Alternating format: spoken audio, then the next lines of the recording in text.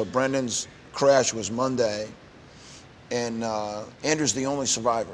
He tells me, he goes, you know, Brendan came to see me to wish me luck on this mission, and then wound up going with him.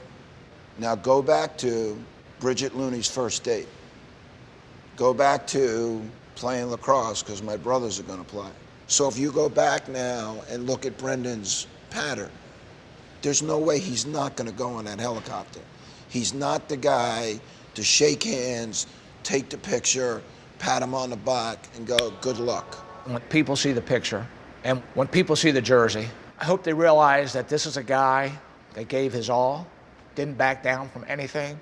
I think the power of Brendan is that just, he makes people better. He just makes people better. His teammates, he made them better. His friends, he made them better. He made our family better, there's no doubt, and made our country better by being there.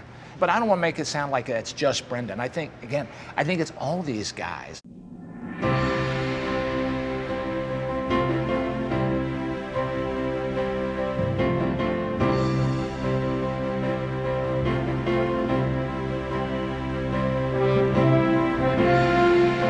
When I look at these walls, I see all the service that's been offered out here.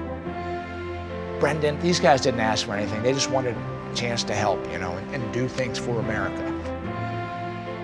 They weren't afraid to risk their lives for us. A lot of people come and say, oh, I didn't know Brendan, but I wish I had it. You know, he's a great guy. And I said, you know, if you know these guys, you know Brendan, because they're the same guy. Brendan's memory is going to exist, and all the people that knew him. You know, it's the gift of story. We're going to tell stories.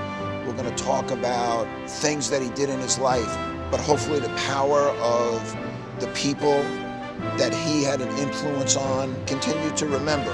But at the end of the day, you pass down the stories, and it's a very simple thing.